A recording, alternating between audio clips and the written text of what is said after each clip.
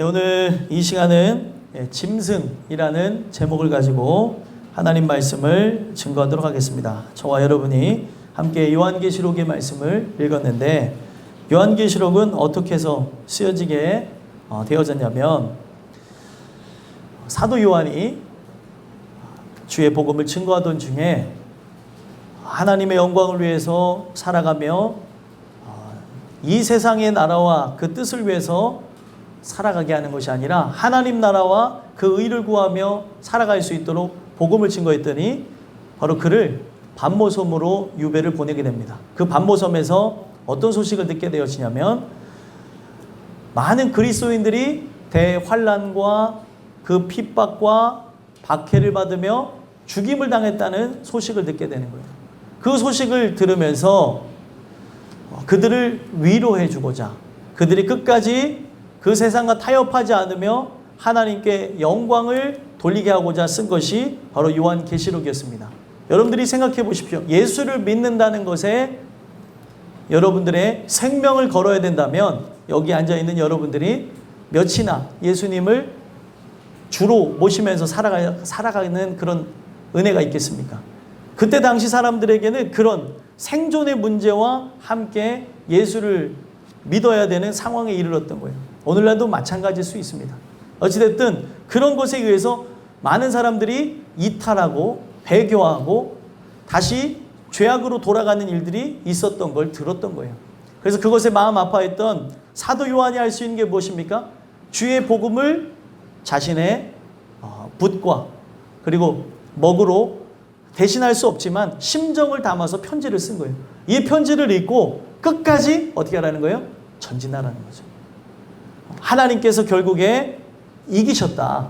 이미 예수 그리스도가 십자가에 달려 죽으셨을 때 이 마귀와의 대전쟁은 이긴 싸움이고, 우리는 그 이긴 그 전쟁 안에서 예수를 바라보면 되는 거니까 끝까지 승리하라는 차원에서 이 메시지를 줬다는 겁니다. 그래서 이 내용을 통해서 여러분들과 제가 살펴봐야 되는 것은, 그때 당시의 사람들이 온통 암호로 쓰여진 것 같은 요한계시록을 읽으면서 상당히 큰 위로를 받았다는 거예요. 그러면은 이 요한계시록은 우리에게 두려움과 그리고 고통과 그리고 괴로움을 주는 책이 아니라 위로를 주는 책이라는 거예요. 여러분들과 제가 이 주신 말씀을 통해서 그때나 지금이나 동일하게 사단의 역사는 강력하게 우리를 흔들어 놓고 있습니다. 그런 상황 속에서 끝까지 주님만을 바라보시며 승리하는 은혜가 있었으면 좋겠고요. 그때 당시 사람들이 이 말씀을 통해 승리했듯이 여러분들과 저도 이 말씀을 통해 이 마지막 시대 여러분들을 미혹해하고 그리고 쓰러지고 넘어지면 낭망하게 하지만 오직 예수를 바라봄으로 승리하는 은혜가 있었으면 좋겠습니다. 그런 내용 속에서 이 요한계시록 13장에 있는 오늘 본문은 짐승에 관한 이야기를 합니다. 이 짐승은 어떤 존재냐면 사단의 하수인 노릇하는 존재예요.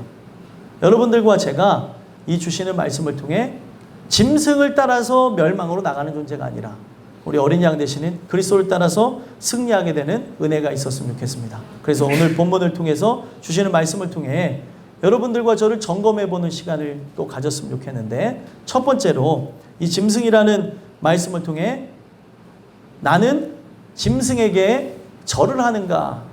바로 스스로 질문을 던지셨으면 좋겠습니다. 짐승에게 절을 한다. 어떤 의미를 갖고 있는 것 같습니까? 짐승이라고 하니까 벌써 어감이 좋지는 않죠. 이 짐승이라고 하는 단어의 뜻에는 어떤 것이냐면 유혹을 하는 의미에서의 짐승의 의미가 있다는 거예요. 이 짐승 자체가 그냥 우리가 볼 수 있는 그런 동물을 상징하는 게 아니라 우리 영혼을 유혹해서 멸망한다고 하는 의미에서 출발한 짐승의 이름이라는 겁니다. 그래서 이 짐승 앞에 절을 하게 하는 것을 통해 많은 사람들을 넘어지고 쓰러지고 낭망하게 한다는 거예요.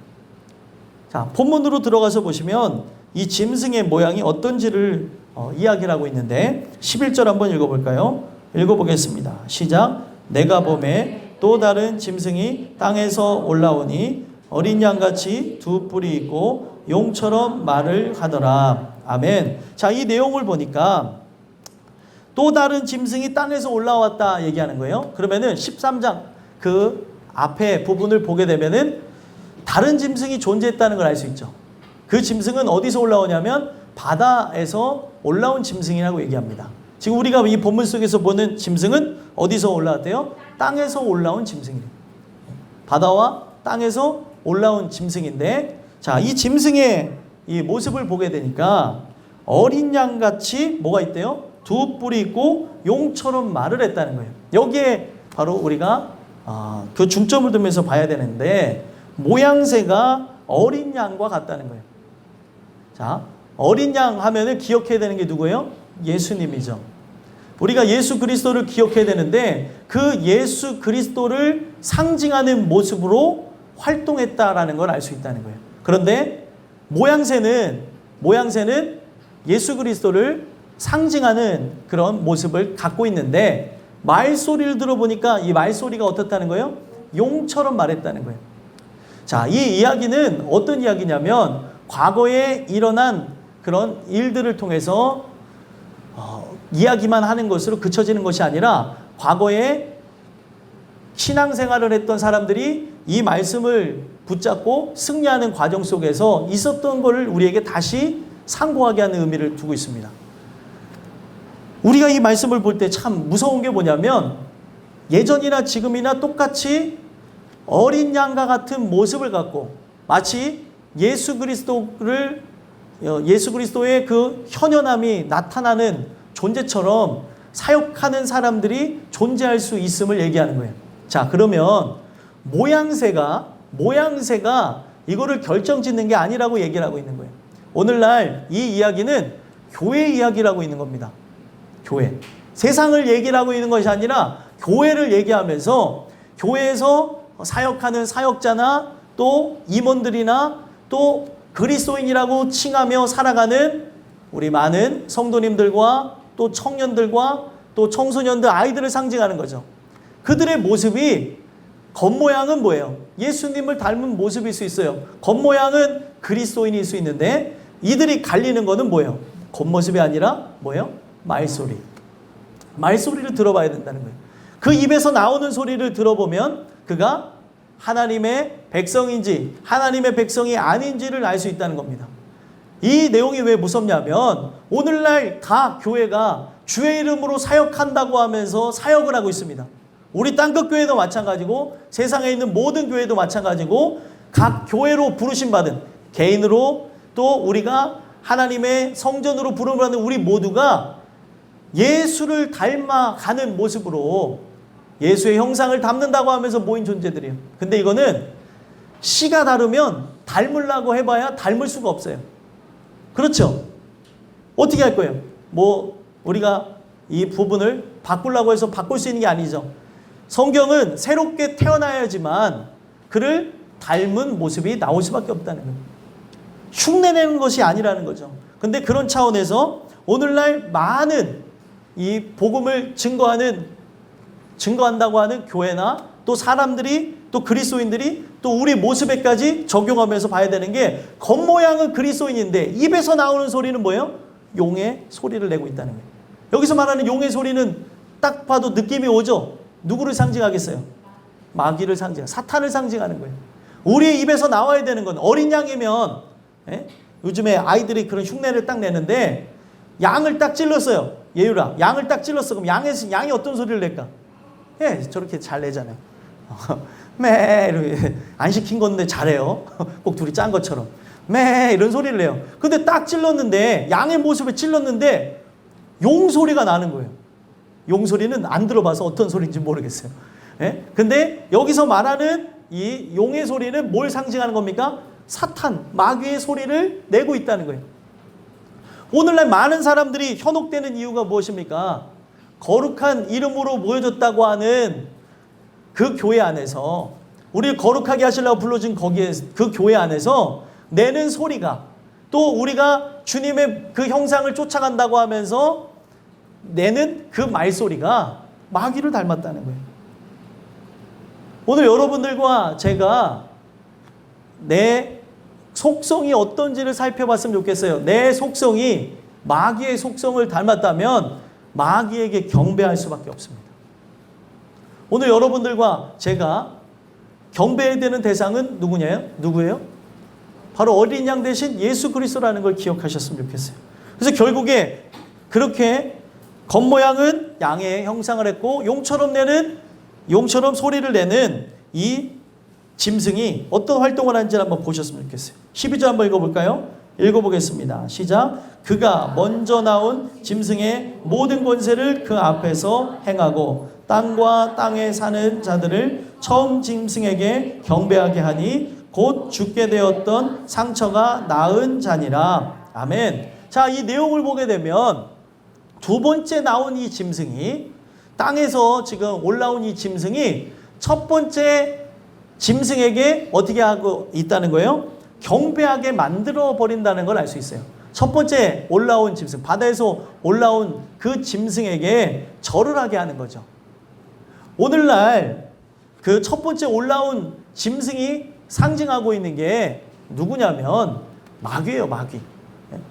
근데 이 마귀의 하수인 노릇하는 그때 당시에 큰 권력을 잡은 자에게 복종하게 되어진다는 거예요.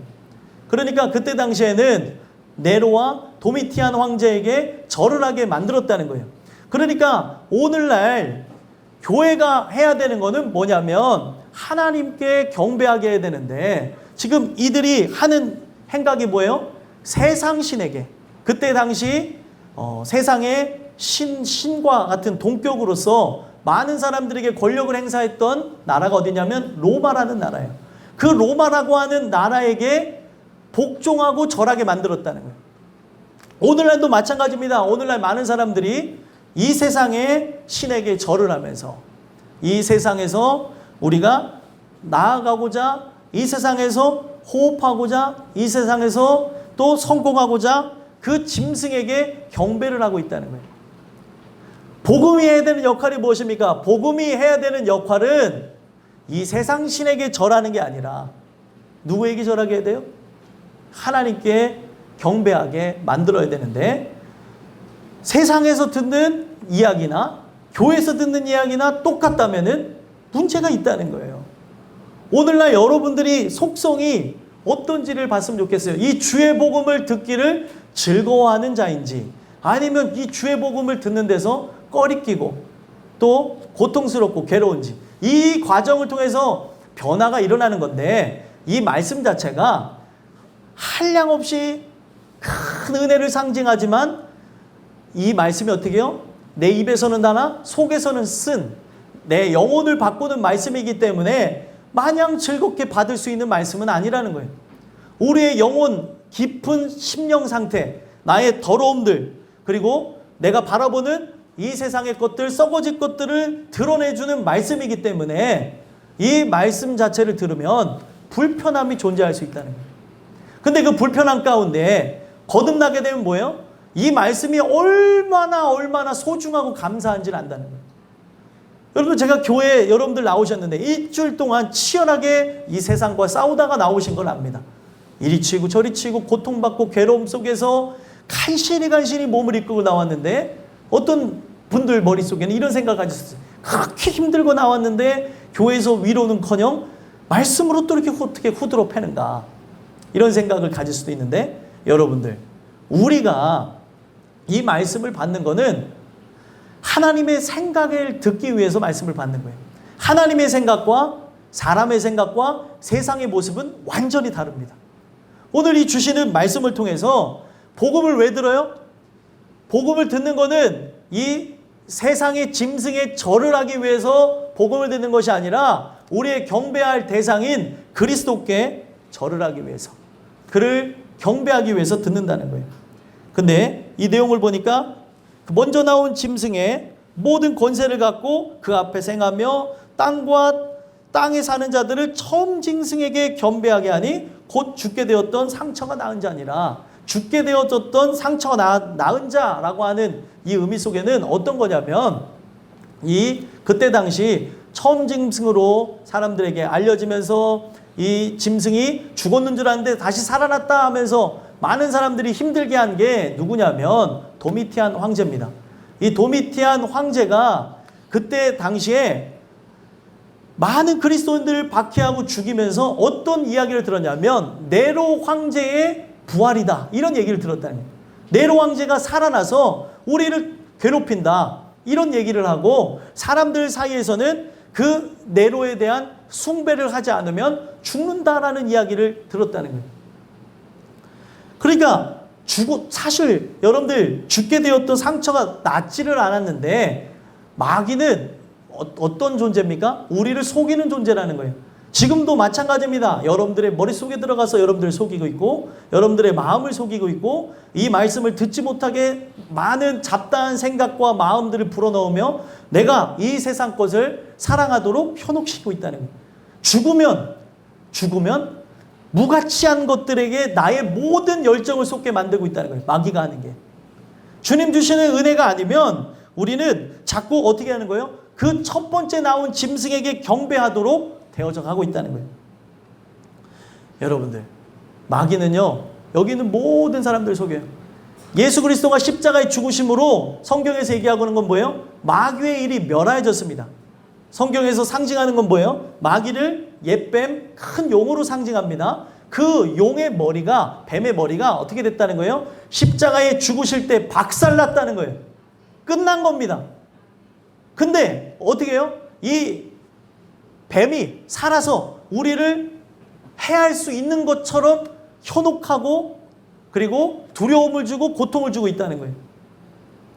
여러분들과 저는 이것에 속지 않으며 주의 말씀 가운데 세워지는 은혜가 있었으면 좋겠습니다.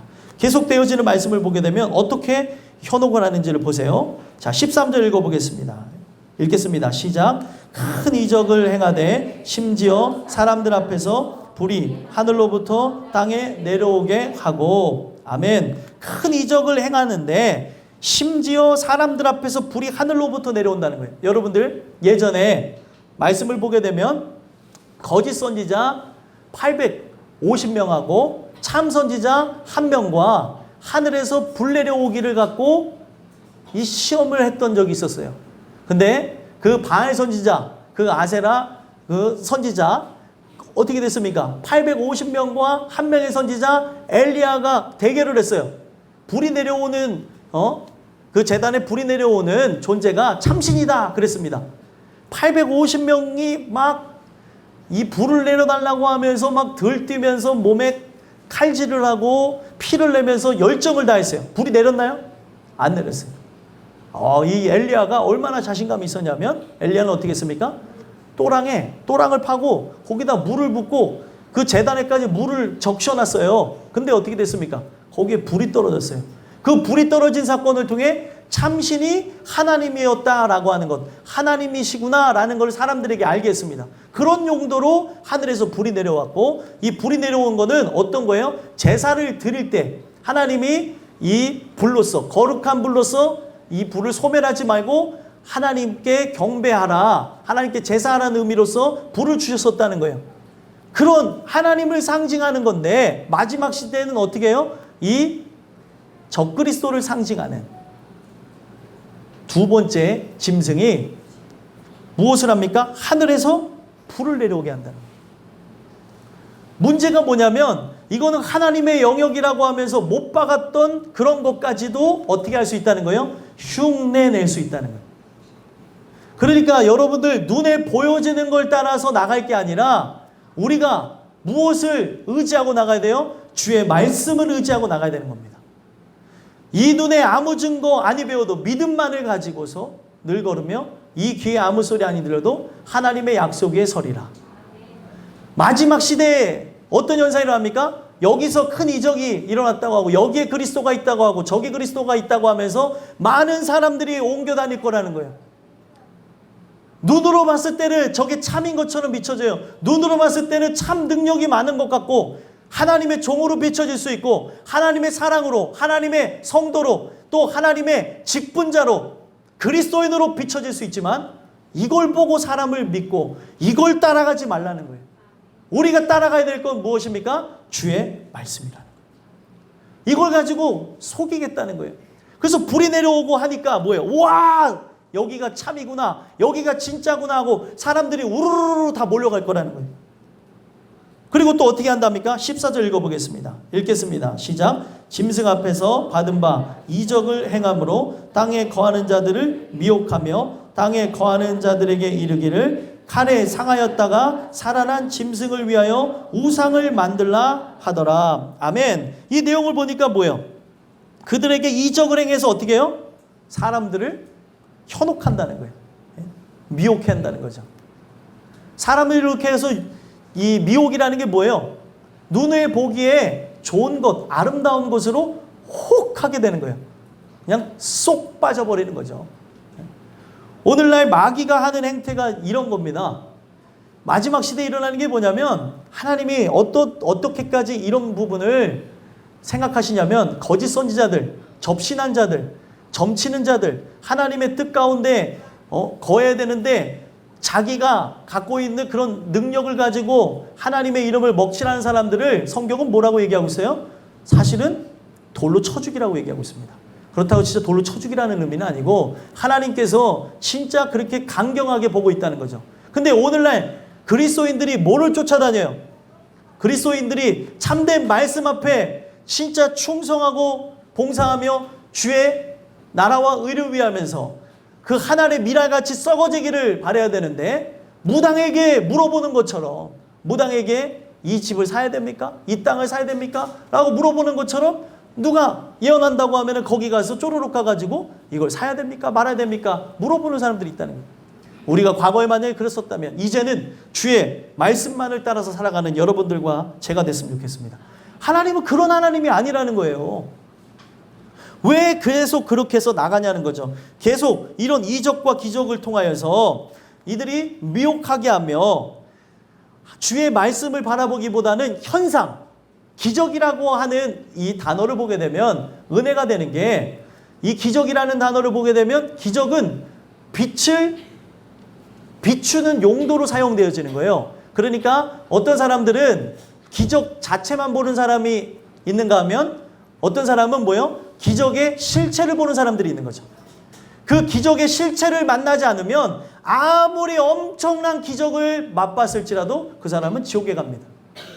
오늘 우리가 그 기적을 행하신, 큰 일을 행하신 하나님을 만나야 되는 거예요. 여기에 우리가 지금 신앙생활 한다면서 모여졌지만 진짜 어떤 이적과 기사가 일어나는 것, 어떤 특별한 일들이 일어나는 것만 관망하지 마시고 그 일 뒤에 나를 구원하기 위해서 일하시는 분을 실체를 만나야 구원을 얻는다는 거예요. 오늘날 많은 사람들이 성령의 어떤 강력한 역사를 따라간다고 하면서 이렇게 저렇게 가시는 분들이 있어요. 또 그런데 참여하신 분들이 있습니다. 아무리 백날 첫날 거기에 참여한다 하더라도 거기에 실체가 되어지는 분, 우리 주 예수 그리스도를 만나지 않으면 구원을 얻을 수 없다는 거예요.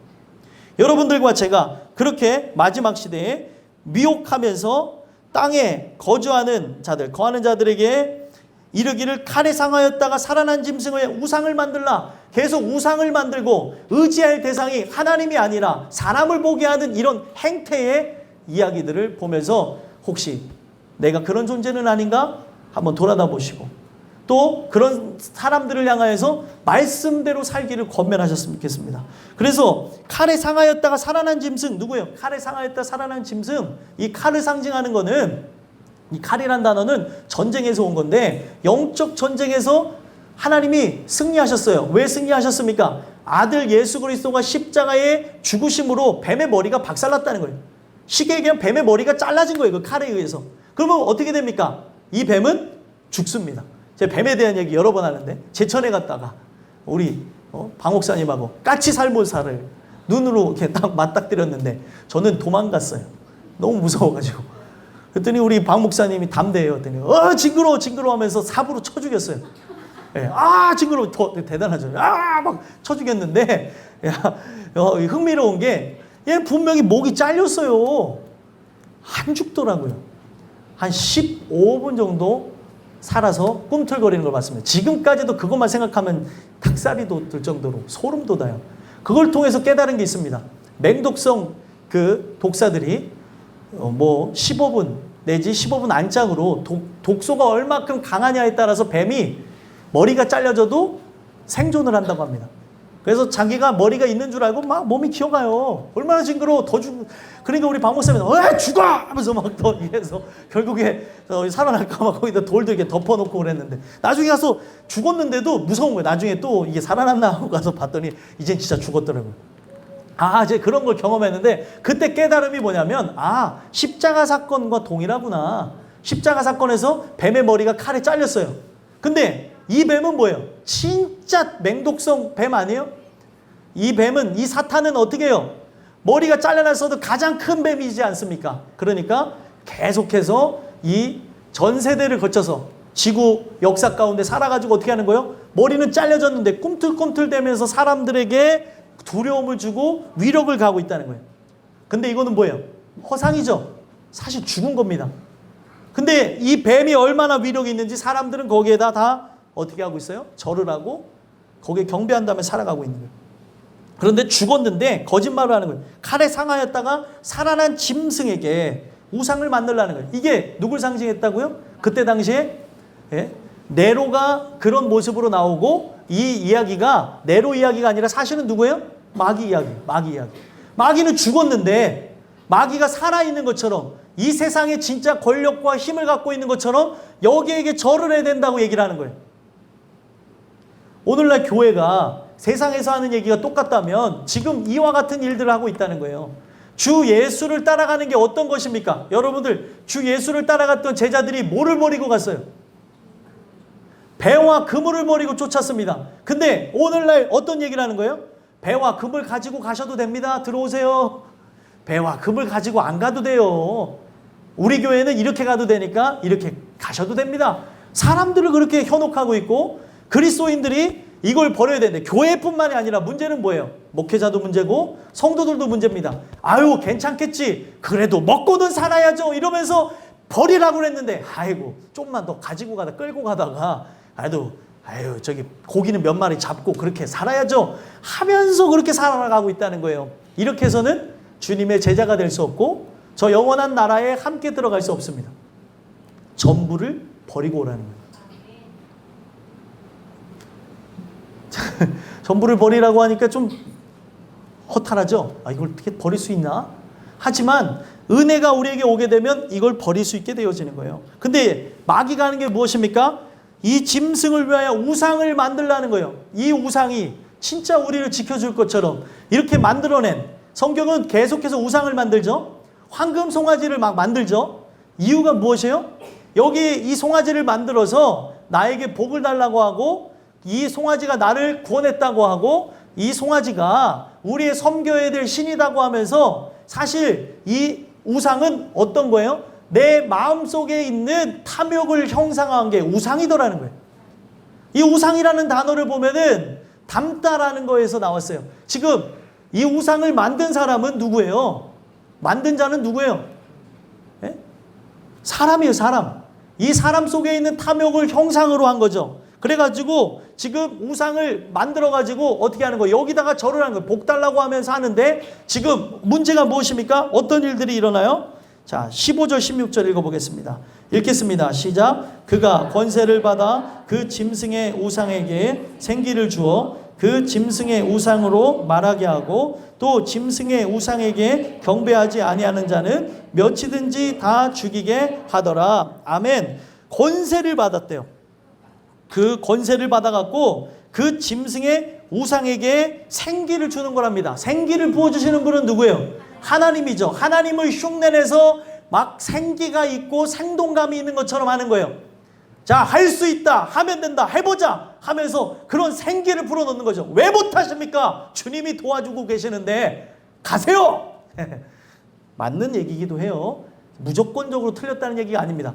뭐냐면 거짓된 생기를 불어넣고 있다는 거예요. 오늘 우리가 하나님 앞에 나와서 회개하고 살려주십시오 해야 되는데 회개할 필요 없습니다. 왜 좌절하고 계세요? 일어나세요. 주님이 손잡고 계시잖아요. 이제 뛰세요. 뛰세요. 우리는 뛸 일만 남았습니다. 진정한 회개가 없이 그렇게 세워지는 인생은 결국에 마지막 시대 불시험을 통과해야 될 때 것이 이제 나오게 되는데 그 불시험 때 어떻게 된대요? 다 박살난대요. 그래서 성경이 얘기하는 게 무엇입니까? 터가 그리스도가 되는 날. 세운 집이 중요한 게 아니라 터가 예수님이 되어진 다음에 지푸라기 집이든 뭐든 상관없어요. 터가 예수가 되면 구원을 얻는 겁니다. 근데 오늘날 문제가 뭐예요? 이 터를 닦아야 되는데, 그러려면 땅을 파야 되는데, 거기 안에 있는 오븐들을 끄집어내야 되는데, 그리고 돌을 깨고 거기다가 세워야 되는데, 이거를 못하게 하는 거예요. 괜찮다는 거예요. 회개가 없는 교회, 십자가가 없는 교회, 그걸 만들어가고 있습니다. 그러니까 어떻게 되는 거예요? 멸망으로 나가고 있다는 거예요. 오늘 우리가 문제가 무엇입니까? 이 거짓 생기가 있어요. 여러분들 오늘 우리의 인생 속에 11조 많이 하면 좋죠. 근데 하나님이 여러분들에게 11조만 많이 하게 해주시는 분이에요? 아니에요. 어떤 사람이 그렇잖아요. 어떤 그런 교회와 그런 교단에서 그거를 막 운동하면서 교회가 커졌어요. 근데 하나님은 그런 하나님이 아니라는 거죠. 우리가 꼭 번영하는 것만이 전부가 아니라는 거예요. 물론 여러분들 하나님 안에 깨어지고 부서지면 번영이 일어납니까? 안 일어납니까? 일어납니다. 근데 그게 첫 번째인데, 먼저 내 영혼이 잘된 같이 범사에 영혼이 먼저 잘 돼야 되는데 육체가 잘 되게끔 만들어버리고 있다는 거예요. 그 생기로, 그 짐승에게 생기를 줘서 이 짐승이 살아갖고 어떻게 해요? 우상에게 말을 하게 한다는 거예요. 이 짐승의 우상으로 말하게 되어지니까 사람들이 어떻게 해요? 와, 진짜구나. 이 우상에게 절하게 되면 진짜 복을 받구나. 야, 이 우상, 우리가 만들어낸 신, 이 하나님, 우리의 손으로 주조해서 만든 이 형상에게 절을 하면 복 받는구나. 어디 가면은 복 받았다고 하니까 이 교회에 다 가고, 이런 신앙들을 갖고 나가고 있다는 거예요. 그러면 예수가 죽을 이유가 없습니다. 아니, 그렇게 따지면 더 복 받은 사람이 경영인들 아니에요? 그게 복이라고 한다면 진짜 이 사회 경영인들이 더 복 받은 사람 아니냐는 거예요. 하나님은 그걸 그렇게 이렇게 썩어질 것들, 수준 낮은 것으로 얘기한 게 아니라는 거예요. 복 받은 게 그게 아니라고요. 근데 오늘날 많은 사람들이 그걸로 바꿔버리고 있다는 거예요. 이 막 진짜 거기 가게 되면 뭔 일이 일어나고 삶이 막 풍성해지고 번영케 되어지는 것 같으니까 진짜 복인 것처럼 이 사람이 돈이 막 채워지잖아요. 어떻게 될 것 같아요? 네. 어떨 때는 제가 그럴 때도 있는데, 제가 어느 한 날인가 저는 돈을 잘 안 갖고 다니고 그런 사람인데, 어느 날 그렇게 해갖고 돈이 저 주머니에, 원래 돈이 별로 없고 카드만 들고 다니는 사람인데 몇만 원이 있었어요. 이게 특이한 일이에요. 이게 특이한 일인데 3만 원만 있는데도 힘이 있더라고요, 어깨에. 이게 웃으시네.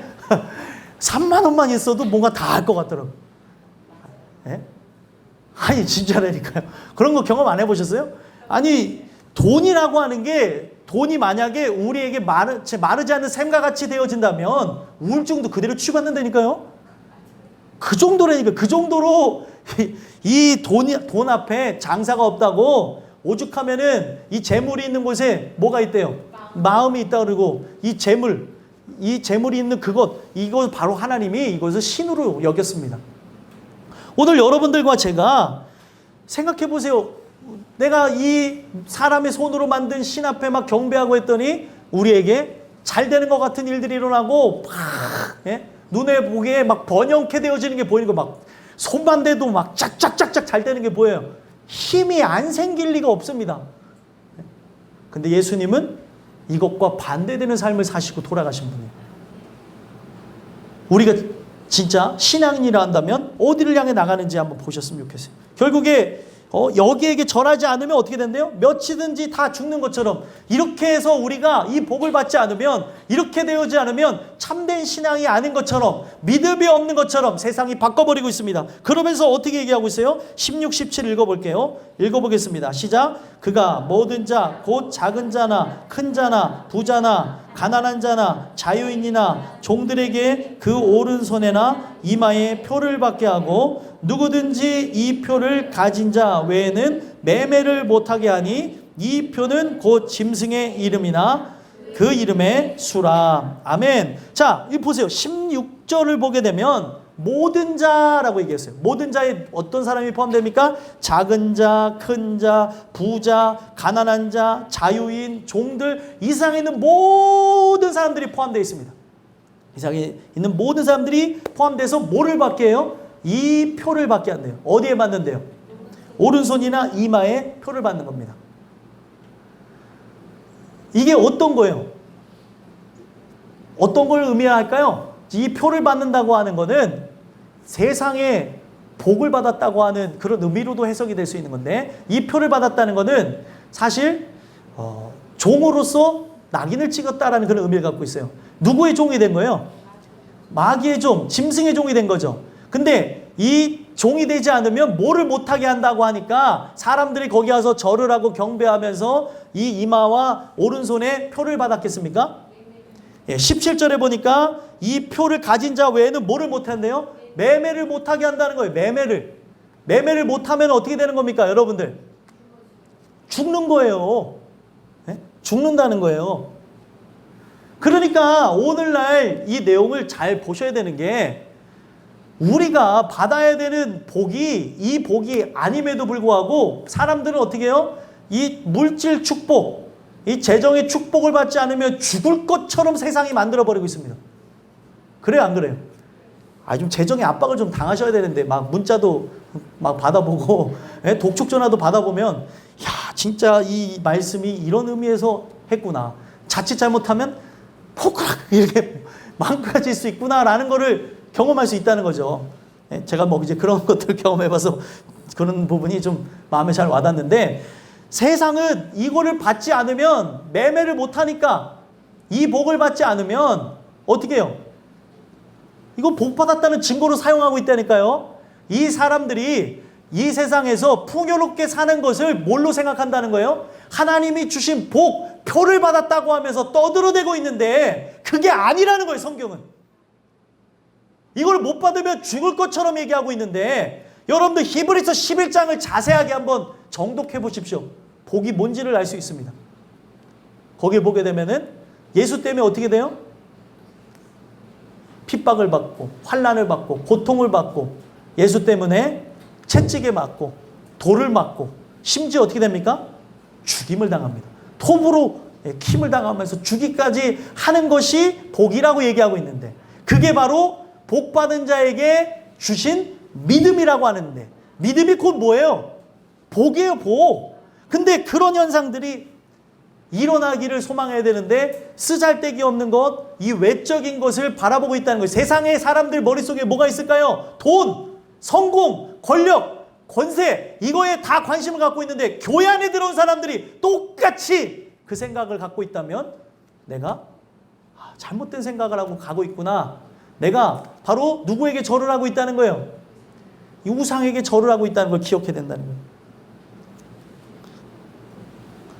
매매를 못하게 한다니까 다 절을 하는 거죠. 이거를 받아야겠다 하면서 내게도 주소서, 내가 복 받기 원하네. 이 복이 그런 복이 아닌데도 불구하고 사람들이 그렇게 얘기하고 있다는 거예요. 그래서 마지막으로 얘기하는 게 무엇입니까? 18절 읽어볼까요? 읽어보겠습니다. 시작. 지혜가 여기 있으니 총명한 자는 그 짐승의 수를 세어보라. 그것은 사람의 수니 그의 수는 666이니라. 아멘. 자, 여기 보면 지혜가 있으면은 지금 그때 당시에 일어나는 상황, 예수를 의지하면서 자기의 생명까지 드려야 되는데, 자기의 생명을 얻기 위해서 그 표를 받아가면서 이 생명 부지한다고 하면서, 이 목숨 부지한다고 하면서 그렇게 살아가는 사람들이 많았던 거예요. 매매를 못하게 되면 어떻게 죽는다고 하니까 내 생명을 유지하고자 어떤 거에다가 절을 했다는 거예요? 이 짐승 한 마리에게 절을 했는데, 이 짐승의 수를 복수로 한 것이 아니라 단수로 했습니다. 딱 한 마리예요. 이 한 마리에 대해서 이 사람들이 이해할 수 있도록 게마트리아라고 하는 그 용법에 의해서 숫자를 음가로 해가지고 사람들이 할 때 히브리어로 번역하게 되면은, 이 숫자 음가를 하게 되면은 그때 당시에 나오게 된 이름이 누구예요? 네로라고 하는 이름이 나올 수 있도록 암호로 쓴 거예요. 666. 그리고 그 이야기는 예전에 끝난 것으로 끝난 게 아니라 오늘날도 똑같이 이런 모습으로 사단이 역사한다는 걸 얘기하는 겁니다. 그래서 이 네로에게 사람들이 절을 한다. 네로의 환생이라고 불리는, 네로가 부활했다고 하는 도미티안에게 그렇게 절을 하게 되는 거예요. 황제 숭배 칙령, 황제에게 절하지 않으면 어떻게 된다는 거예요? 죽는다는 거예요. 그러면 이 세상 신 앞에 돈과 명예와 권력을 주는 이 세상신 앞에, 이 복 앞에, 기복적인 것 앞에 절하지 않으면 죽는다고 하면서 옛날이나 지금이나 역사하고 있다는 거예요. 사단이. 이거는 적그리스도에 대한 상징이기도 하지만 수많은 적그리스도가 이와 같은 모습으로 나타나면서 일을 하고 있고, 이런 모습들이 교회에서 그냥 빙자하면서 일어나고 있는 일들이라는 거예요. 근데 6이라고 하는 숫자 하나하나를 보게 되면 6이 사람의 숫자고, 그리고 짐승의 숫자고, 실패의 숫자를 얘기합니다. 7은 완전수 하나님을 상징해요. 근데 3번이 반복됐어요. 6, 6, 6. 결국에 쉽게 생각해 보세요. 뭘 상징합니까? 실패할 거라는 거예요. 흉내내고 있어요. 완전수에 가까워요. 7에 가까워요. 그런데 7은 아니라는 거죠. 완전하진 않다는 거예요. 하나님처럼 보이지만 하나님은 아니라는 거예요. 근데 오늘날 많은 사람들이 하나님은 아닌 그곳에다 절하는 거예요.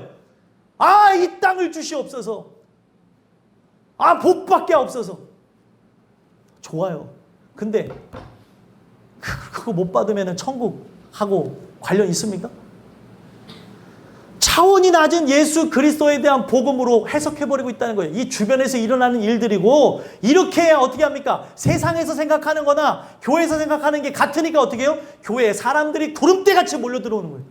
야, 거기 가면은 복 받을 수 있대. 거기 가면은 안 되는 것도 될 수 있대. 자, 이제 해보자. 올해는 목표를 막 정해갖고, 자, 이거를 돌파해야 됩니다. 이루어졌어요. 마귀도 생기를 줘서 한다니까요.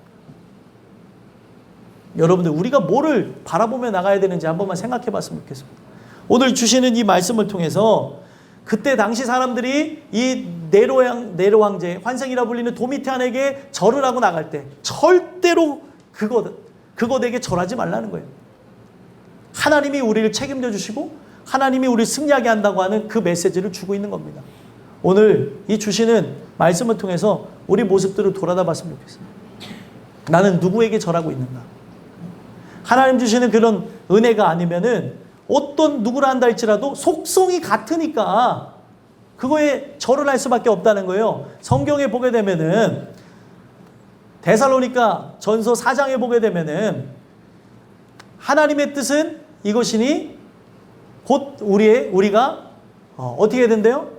거룩해야 된다는 거예요. 그래서 음란을 버리고 어떻게 된다고 합니까? 거기에 보게 되면은 남자는 여자를 대할 때, 아내를 대할 때 사랑으로 대해야 된다는 그런 말씀과 함께 이방인의 세욕을 따라가지 말라고 얘기합니다. 이방인의 세욕을 따라간다는 게 어떤 의미냐면 칼라가 같다는 거예요. 여러분들, 아이들한테 칼라를 정하라고 해보세요. 빨주노초 파란바 중에 고르라고 하면 애들마다 같은 거를 선택할 수도 있지만 다를 수도 있어요. 내가 좋아하는 걸 고르죠. 내가 사랑하는 걸 고르는 것처럼 이 죄악의 칼라가 똑같다는 거예요. 내가 이 세상의 신이라 불리는 마귀에게 절을 한다는 건 뭐예요? 내 속의 성정이 그 칼라랑 똑같다는 거예요. 그게 세욕입니다. 오늘 여러분들과 제가 이 주신 말씀을 통해 우리에게서 나타나야 되는 건 뭐예요? 우리에게서 나타나야 되는 거는 하나님의 형상이 발현되어지는 거예요. 근데 오늘 나에게서 나타나는 건 뭐예요? 세상 사람들이 추구하는 걸 추구하고 그걸 추구해야 되는데 못해가지고 쓰러지고 넘어지며 좌절하며 그것에 우울해하고 답답해하고 짜증내하고 우리가 바라봐야 되는 게 뭐냐는 거예요. 여러분들 초가 삼간을 갖고 있어요. 초가 삼간도 없을지라도 우리가 돈 하나 없을지라도 내 삶에 진짜 바라볼 게 아무것도 없을지라도 예수 한 분으로 만족하는 게 진짜 복이라는 거예요. 아멘이 안 나오죠? 네? 이게 진짜 복이라고 하니까 오늘 우리의 살아가는 삶 속에 차원 낮은 진짜 이 거짓 선지자들에 의해서 거짓 복음들이 그때 당시에도 증거되어졌고 이 세상과 결탁되어진 기독교가 어떤 일을 했겠습니까? 그 세상신에게 절을 하게 만들었다는 거예요. 중세시대를 보게 되면 어떻게 합니까? 그 기독교에 의해서 세상 왕정 앞에 억지로 절을 하게 만들고 있다는 거예요. 오늘날 마찬가지로 어떻게 합니까? 세상 왕정 앞에 절을 하게 만들어버리고 있어요. 세상의 나라에. 오늘 이 주신 말씀을 통해 나는 지금 이 세상에 마귀가 주는 이 표를 받고자 오늘도 몸부림치는 자인지 아니면 은혜로 살아가려고 하는 자인지를 살펴보셨으면 좋겠어요. 오늘 말씀은 여기까지 이제 하게 되는데 다음 주에 이어서 두 번째 내용을 나누려고 합니다. 여러분들과 제가 하나만 살펴봤으면 좋겠어요. 내가 이 세상 신에게 바로 이 마귀에게 절을 하며 나가는 존재인지. 여러분들 뭐 때문에 절망하시고, 뭐 때문에 불행하시고, 뭐 때문에 답답하고, 뭐 때문에 짜증납니까? 죄 때문에 그런 거는 영원히 축복해 드릴 수 있어요. 근데 세상을 바라보는 것 때문에 그렇다고 한다면, 아, 내 성정이 이 세상 신하고 똑같구나. 그걸 바라다 보시고 은혜를 구하며 나가는 여러분들과 제가 됐으면 좋겠습니다.